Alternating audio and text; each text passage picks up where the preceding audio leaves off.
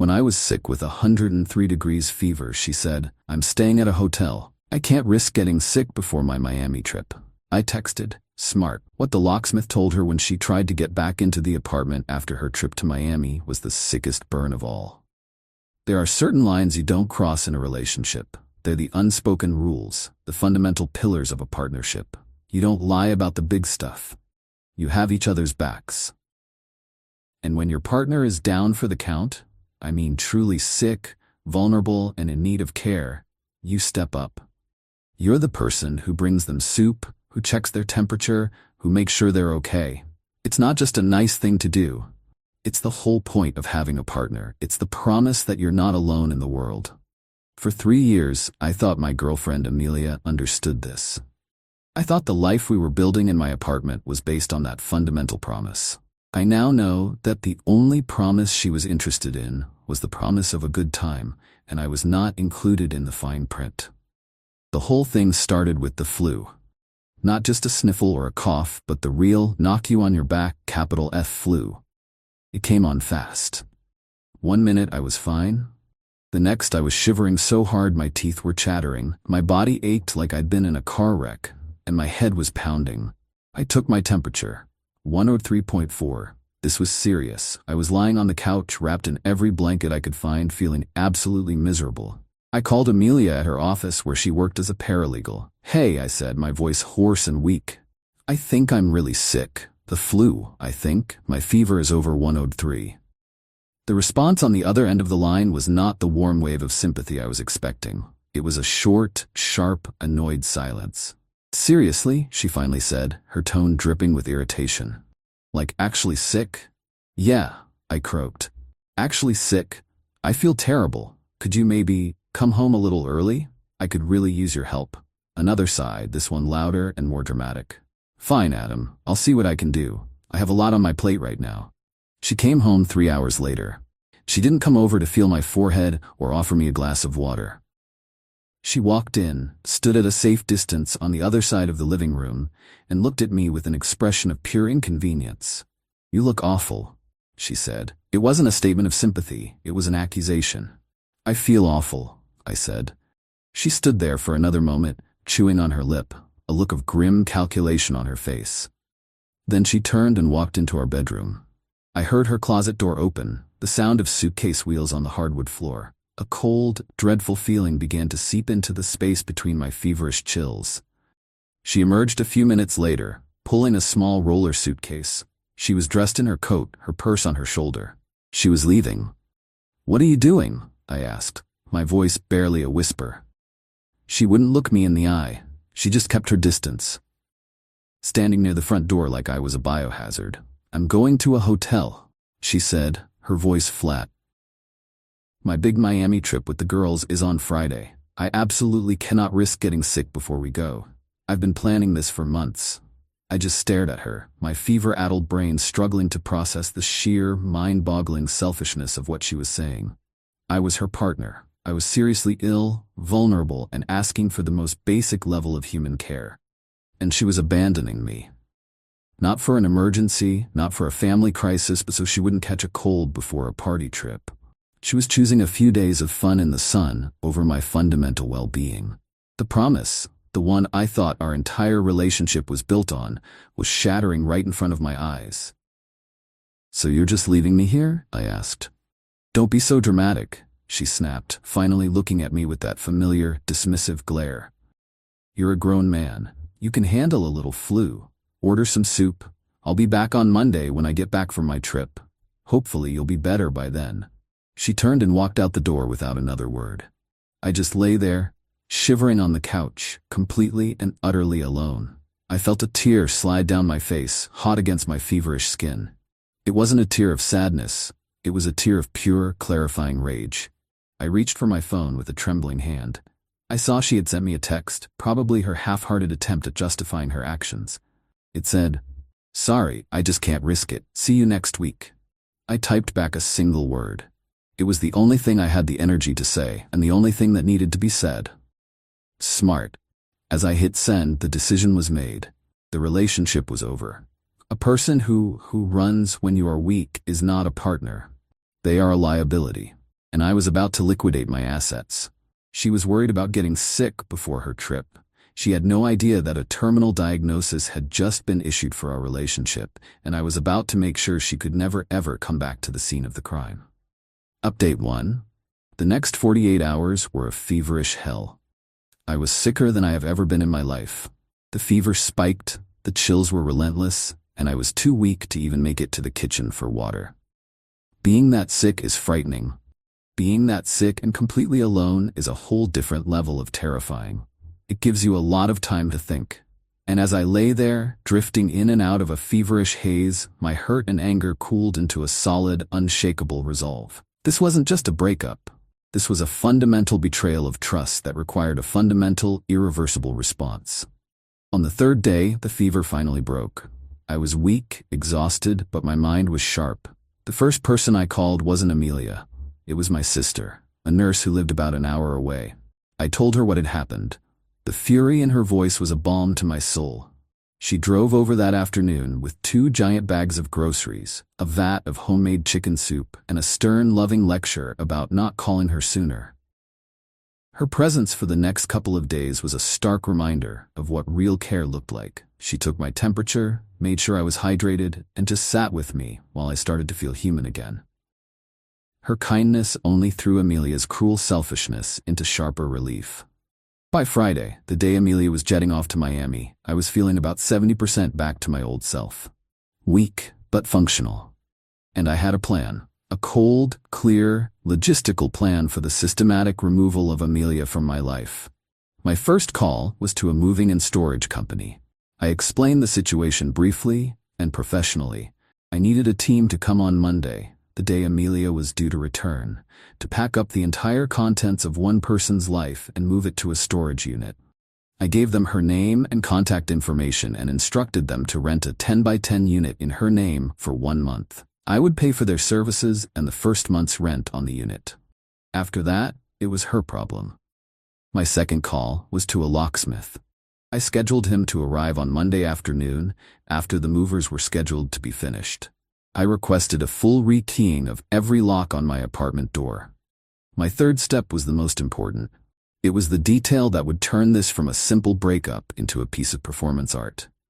I knew Amelia. When she returned and found her key didn't work, she would have a public meltdown.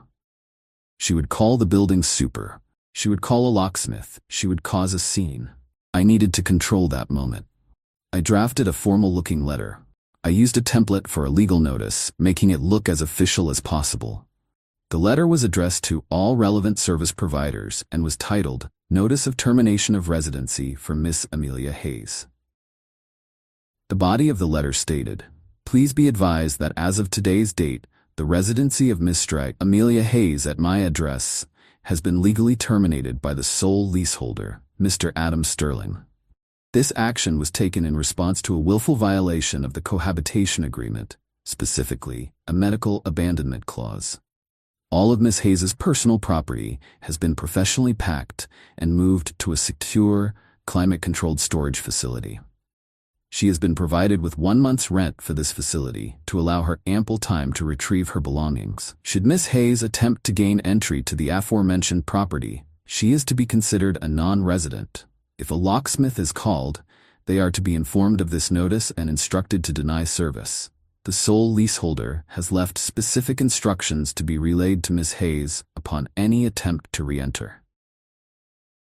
It was a beautiful piece of fiction, especially the medical abandonment clause, which didn't actually exist but sounded incredibly official. My final and most brilliant idea came on Sunday. While I was watching TV, a commercial for a local locksmith company came on. It was the same company I had booked. It gave me an idea. I called their dispatch line. I explained that I was the client who had booked the lock change for Monday afternoon. I told the dispatcher that there was a high probability that the former resident, a woman, would call them later that day claiming to be locked out. I told her it was a very messy breakup and that I wanted to avoid a public confrontation. Then I made them an offer. I will pay an additional $200 emergency service fee, I said, if you agree to dispatch the same locksmith who does my lock change to her call. And when he gets there, he is to follow a very specific script that I will provide.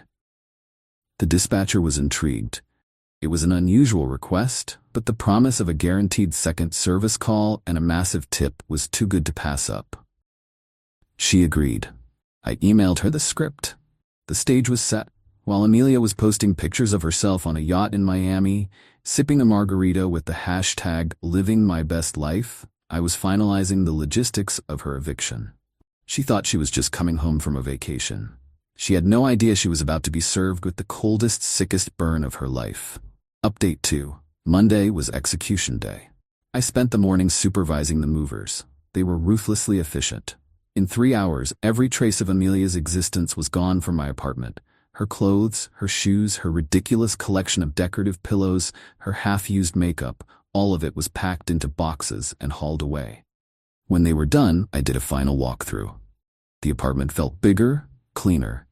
It felt like mine again. At 2 p.m., the locksmith arrived. He was a friendly, professional guy named Mike. I explained the situation to him in more detail. I showed him the letter I had drafted and gave him his script. He read it, and a slow grin spread across his face. "Man," he said, shaking his head. "That is cold. I love it. Don't you worry, sir. I'll handle it." He changed the locks, handed me the new keys, and I paid him for his work, plus the tip for the performance he was about to give. With everything in place, I left. I went to my sister's house. I did not want to be anywhere near the blast zone. I just wanted to wait for the final report. The first sign that the package had been delivered came around 6 p.m. It was a string of frantic, furious texts from Amelia's number. "Adam, what the hell is going on? My key doesn't work. Why are you not answering your phone? This isn't funny. All my stuff is gone. Where is my stuff? I'm calling the police." I didn't reply. I just watched the messages come in, a quiet sense of satisfaction growing inside me. The final, glorious report came from Mike, the locksmith, about an hour later. He sent me a text. "Showtime is over. She took it about as well as you'd expect. Hope you don't mind. I recorded the audio on my phone. Thought you might want it for your records. It's priceless." I immediately called him. He was laughing so hard he could barely speak. He told me the whole story. He said he got the dispatch call for my address about 45 minutes after he had left. He arrived to find Amelia on the verge of a full-blown meltdown in the hallway of my apartment building. He played his part perfectly. He walked up, all professional. "Having some trouble, ma'am?" "Yes," she apparently shrieked. "I'm locked out of my apartment. I think my crazy ex-boyfriend changed the locks." Mike nodded sagely. "Let's take a look," he said. He fiddled with the lock for a minute, pretending to inspect it. Then he looked up, his face serious. "Ah," he said. "Yes, I remember this one. I was actually the technician who performed this lock change earlier today." Amelia was stunned into silence. You were?" "Yes, ma'am," Mike continued, his voice taking on a formal, almost robotic tone as he recited my script. "The registered tenant, Mr. Adam Sterling, requested a full lock change. He also left specific instructions that if a Miss Amelia Hayes required entry, I was to inform her that her residency has been terminated due to a quarantine protocol violation." "A what?" Amelia had apparently whispered, her voice barely audible.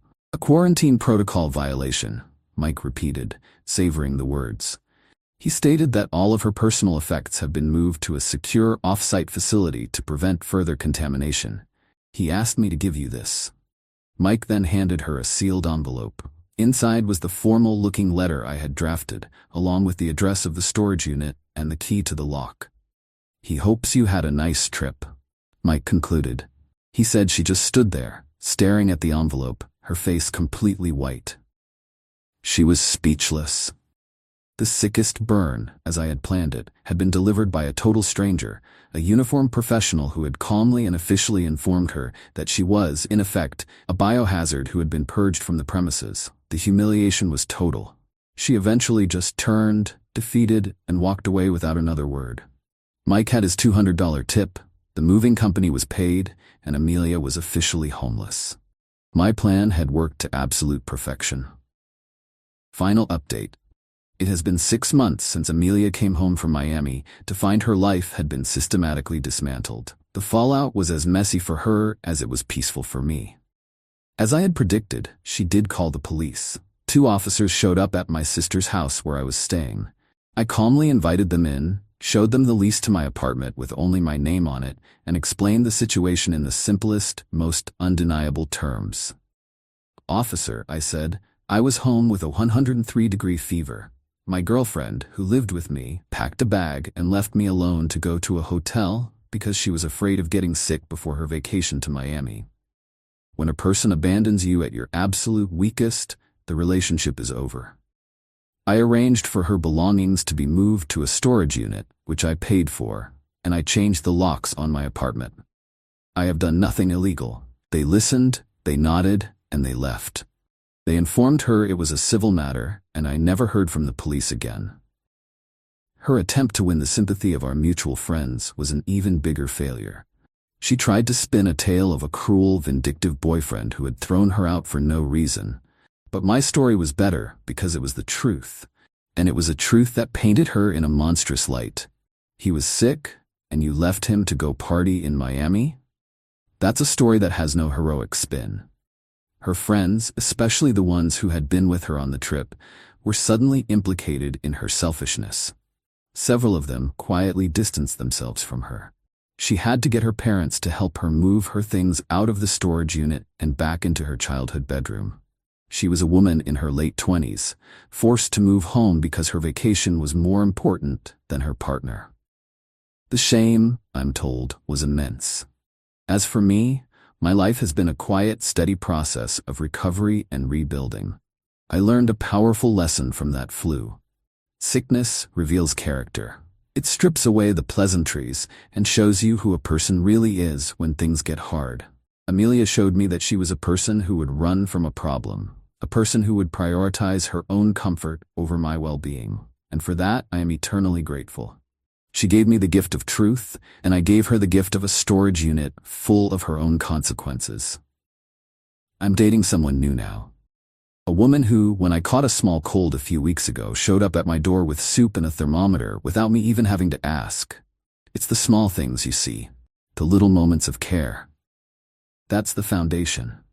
Amelia was worried about getting sick, but in the end, I was the one who was cured. I got rid of the disease of her selfishness that had infected my life. The locksmith's words were the burn, but the true sickest part of it all was her behavior. And now she's just a bad memory, quarantined from my life for good.